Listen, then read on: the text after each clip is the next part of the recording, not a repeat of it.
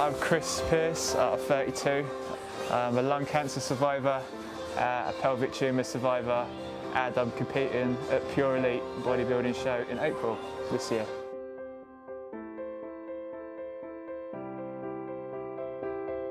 I had a lot of pain in my right leg and I lost a lot of mobility and nobody could figure out what was wrong with me. So yeah, it went for almost a decade, like till I was in my late 20s, when I got sent to a doctor, or I went myself, doing a typical man.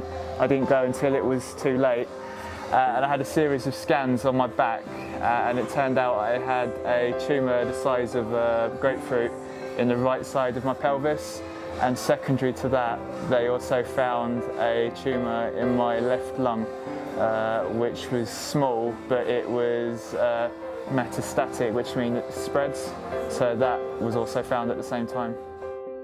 The way cancer's usually found in people, especially young people, is a series of tests. It's called a biopsy.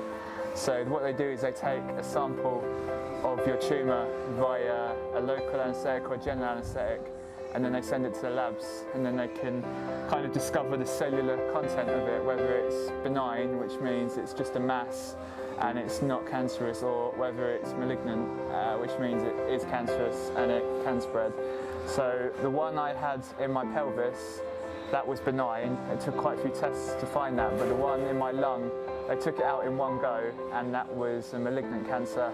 And then they went back in a little while later and took out most of my left lung to treat that so it wouldn't spread. The one in my pelvis was painful. It hurt a lot of pain in my leg, a lot of pain in my lower back. The one in my lung, I didn't actually have any symptoms, which is a surprise because you read about lung cancer and coughs and coughing up blood, but I had none of that. The lung cancer I had is called non-small cell, so it's typically found in the airways, and it's usually presented in either smokers or people in their 70s.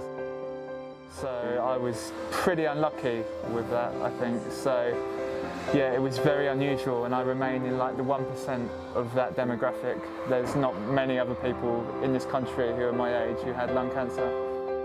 When I first had the tumour, people thought I was pretty much finished because the size of that tumour, it looked like that was the end, really. It was so big. You often, when you get something like that, you think it's the end. I had to have a lot of time out. First time, I lost about 8 months through the pelvic tumour and the surgery, because it was a big surgery. I had in Nottingham, so it was deep surgery right into my lower spine. So I lost a lot of mobility, so I needed about 9–10 months out of work, which it does affect things, because after a while you end up on statutory sick pay, and when you've got a mortgage, that's not good. There's not enough money to survive on. My daughter was born at the end, about 2013, the beginning of, so I just recovered from pelvic surgery. And then when she was like really young, not even a year, and I got sick again with abdominal blockage. So I was in hospital for about 2 weeks there, and then she was still really young when I had lung cancer, so I missed out a lot. And I don't want her to know what I had wrong, because I don't want her to worry that it could happen to her.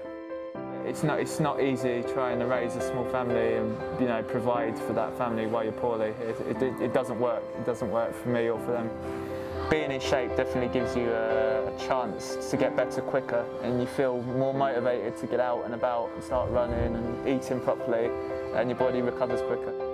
I've been through so much negativity with illnesses and cancers and tumours that doing something like this would not only take me to the next level of my hobby, but also gives me a chance to go out and prove a point that people who've had cancer can still achieve physically what other people can, and that people shouldn't really be ashamed of scars they've got through surgery or illness or any of that. They can make a difference and show everybody, cancer isn't the elephant in the room anymore, that we can talk about it and we can do something about it.